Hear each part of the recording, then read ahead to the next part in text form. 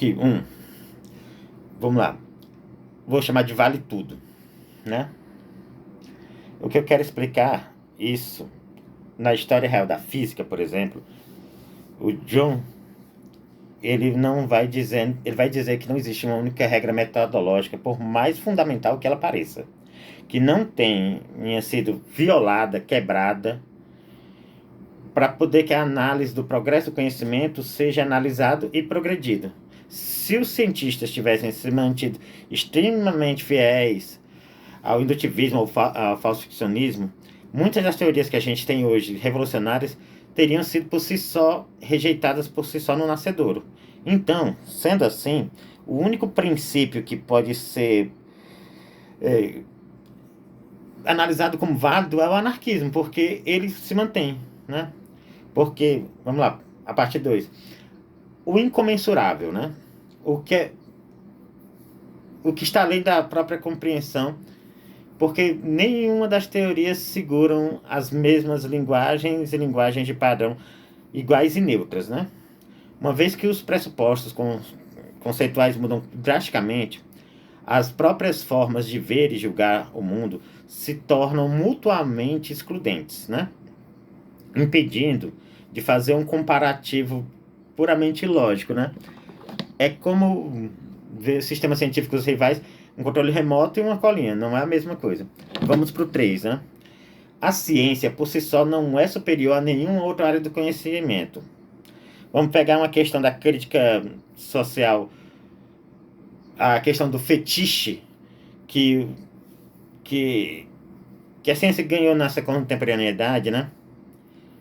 A proeminência atual da ciência não se deve a uma superioridade intrínseca ou a um método mágico ao acesso à verdade, mas sim ao seu papel de herdeira da autoridade dogmática que o próprio cristianismo exerceu no passado da Europa, como o farol do mundo, né?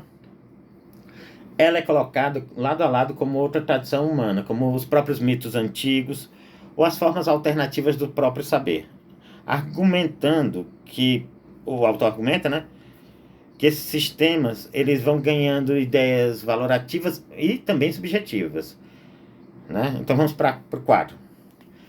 A liberdade do indivíduo, né? Então, aqui é um pouco mais complicado, que é uma dimensão política também, né?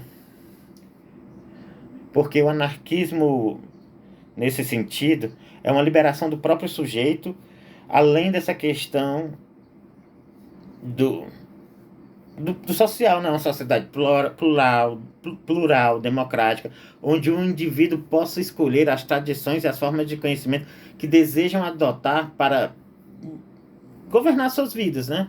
Em vez de ter um jeito único, uma forma que o Estado manda, como uma verdade absoluta, né? Então, fomos 1, 2, 3, 4. Então, o Chalmers, no final, ele coloca quase uma tréplica, né? Assim, do que ele mesmo argumenta no próprio livro. Então, o posicionamento dele diante do anarquismo, né? É uma questão que... como é que eu posso dizer?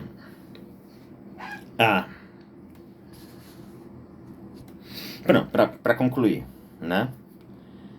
Então, a gente entende que o anarquismo não é essa questão do caos, é uma questão de livre postura, de pensar, de entender a ciência, além dessa questão de questionar essa questão do abalo que o anarquismo faz, né? Então, criticar o método principal, além de ser justa, ela é necessária.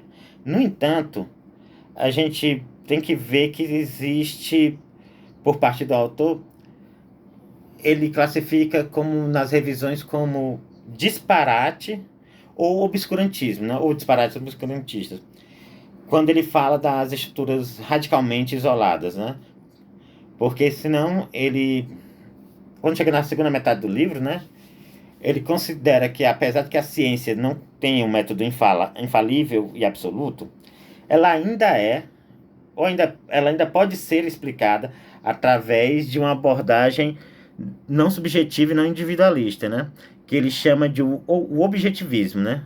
Para ele, para o Chalmers, o conhecimento e a mudança no conhecimento teórico, eles possuem outros modelos de... Vai além das mudanças arbitrárias, a coisa do que eu escolho para mim, para si. Então, eu acho que fica um pouquinho confuso. Mas então, quando a gente volta para a filosofia do que é ciência, afinal, na questão de filosofia da ciência, a filosofia da ciência ela nos obriga, principalmente, a abandonar a passividade ingênua e ela nos convoca a pensar a atividade de pesquisa de forma dinâmica, histórica, dialética e politicamente consciente, tentando desmistificar o cientificismo dogmático da coisa, né? Mas a gente também, ao mesmo tempo, não pode abrir mão do rigor crítico para poder analisar as coisas, né? Então, a questão que eu quero ainda dizer é, ao mesmo tempo que a gente tem essas análises podem ser e são reverificáveis. Vou pegar uns exemplos assim mais contemporâneos, né? Um pouco fora do livro. Por exemplo, a gente é acostumado a ser bombardeado pela literatura midiática, né? E a literatura midiática pega partes de pesquisas científicas e publica, do tipo... durante muito tempo, foi uma discussão aqui no Brasil, acho também no resto do mundo, dizendo o ovo, grande vilão do colesterol. Ou, por exemplo, café, tome tantas xícaras por dia, menos tantas xícaras por dia. Uma taça de vinho nas refeições ajuda por causa do álcool, não sei o quê. E essas questões foram mudando. Eu vou pegar um exemplo mais pontual, que é a questão da tabela sobre o ovo, né?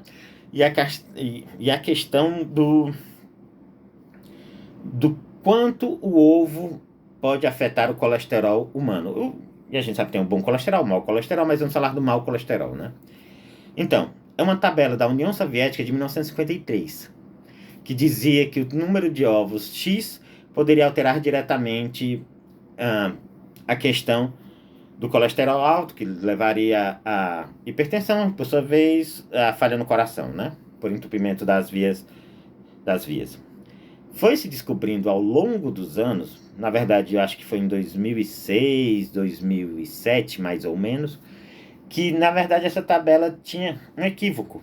Então, todas as pesquisas que foram feitas através dessa tabela, usando essa tabela como referência, elas não estavam certas, porque eu estou partindo de um equívoco. E a ciência se faz, né? E se fez desse uso por muito tempo, e acho que até hoje faz também. Acho que até um exemplo que eu coloquei em sala de aula, que é muito interessante, é quando você parte de uma falha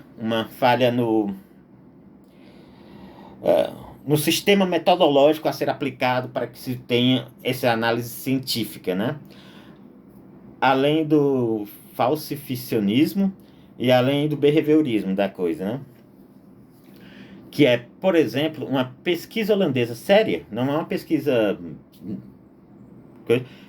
de larga escala, né? Que chegou numa falsa conclusão, que chegou num equívoco, né? E qual equívoco fundamental foi esse? Que ela olhou apenas os dados friamente.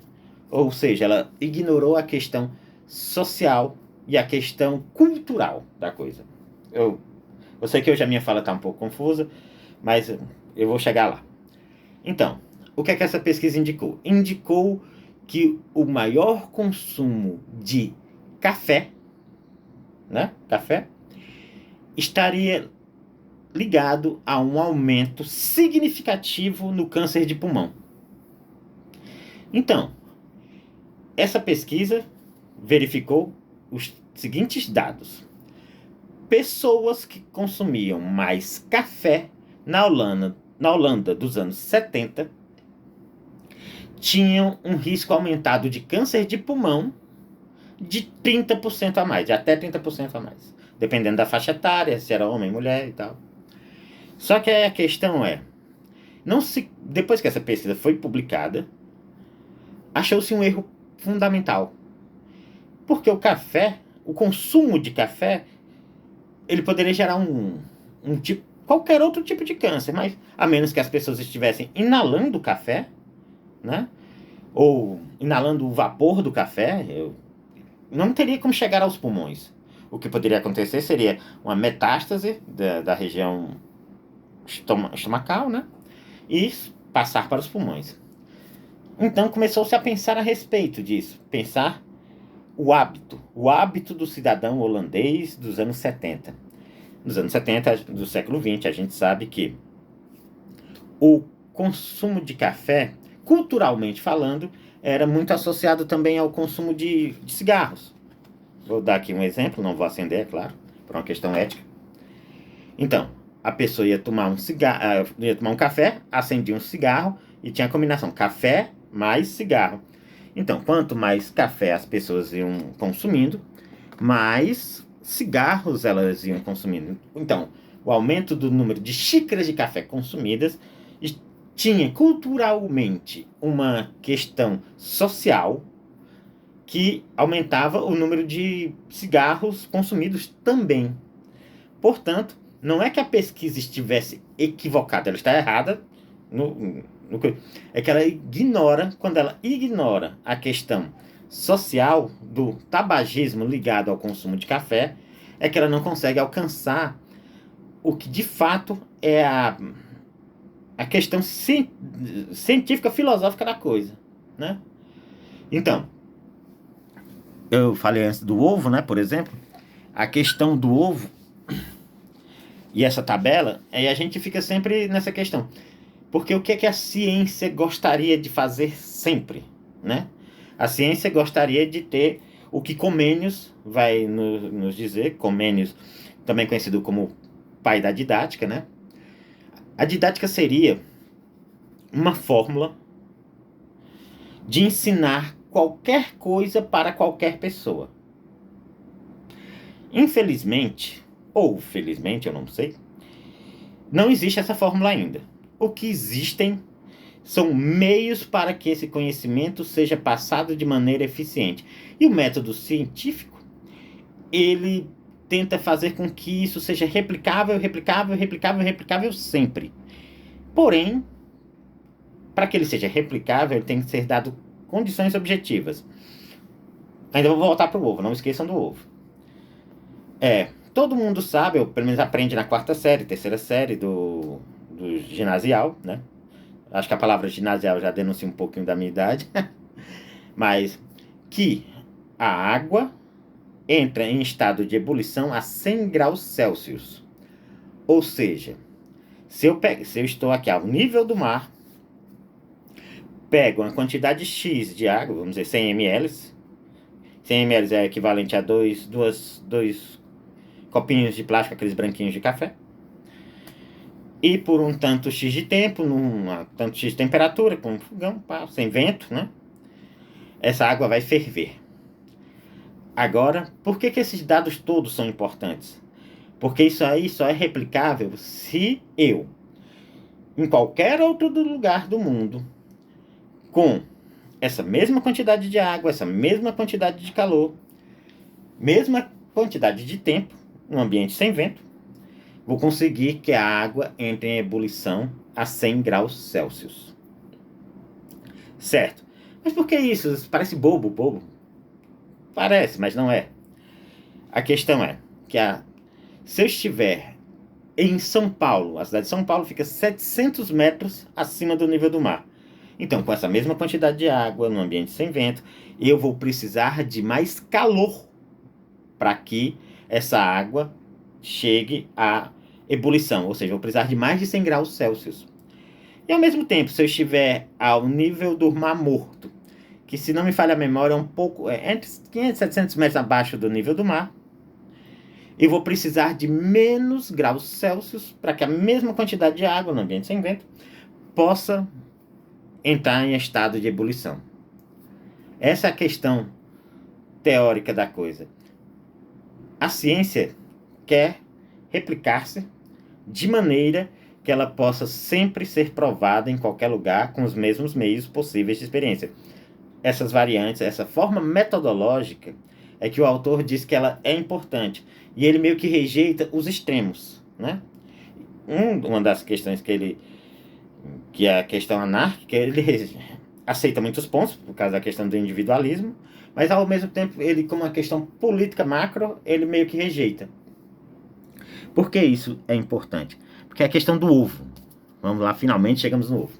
O ovo, antiga União Soviética, século XX, grandes cientistas, pós-guerra, 1953, lançam uma tabela nutricional sobre colesterol, que afeta o mundo da medicina como um todo. E nunca ninguém havia questionado. Pesquisas do início do século XXI, que vão se desenrolando, descobrem, estão alcançando resultados que são divergentes dessa tabela. E a tabela era a base dessa pesquisa científica. E sempre resultado divergente, sempre resultado divergente, sempre resultado divergente. Decidiu-se replicar o experimento da tabela, o experimento gerador que gerou a tabela. Descobriu-se que a tabela tinha equívocos.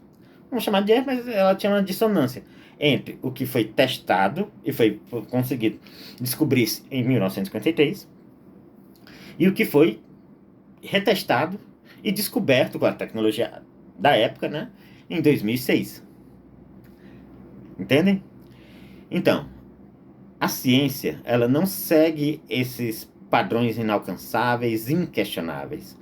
A ciência, ela vem trazer luz a aspectos que a gente tenta entender. Eu sempre uso dessa metáfora, que é a metáfora da Kryptonita. O Super-Homem é um personagem ficcional, né? E ele é forte, ele é rápido, ele solta raio pelo olho, ele voa.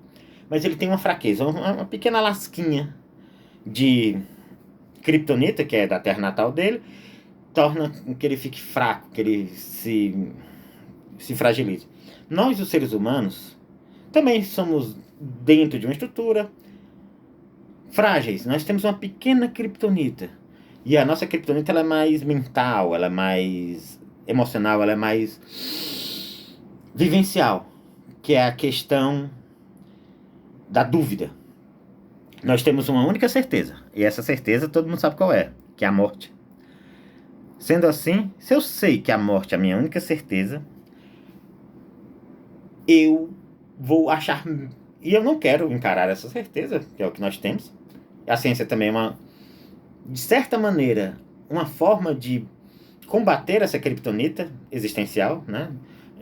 Vacinas, drogas, formas de viver, formas de construir, né? Que estão dando a maior longevidade, né?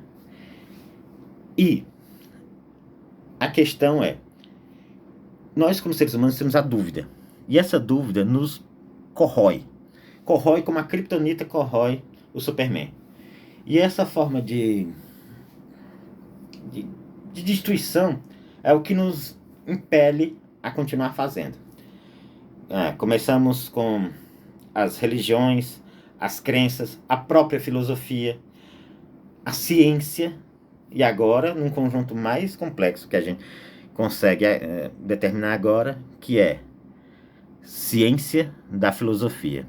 Que é essa matéria que eu tive o prazer de assistir com o professor Jean nesse semestre, de estar apresentando esse seminário aqui de forma virtual, tanto para ele como para os meus colegas e pares, alunos de bacharelado e de graduação, de licenciatura e bacharelado em filosofia pela Universidade Estadual do Ceará, UES, no campus Fátima, no Centro de Humanidades. E gostaria de agradecer a todos.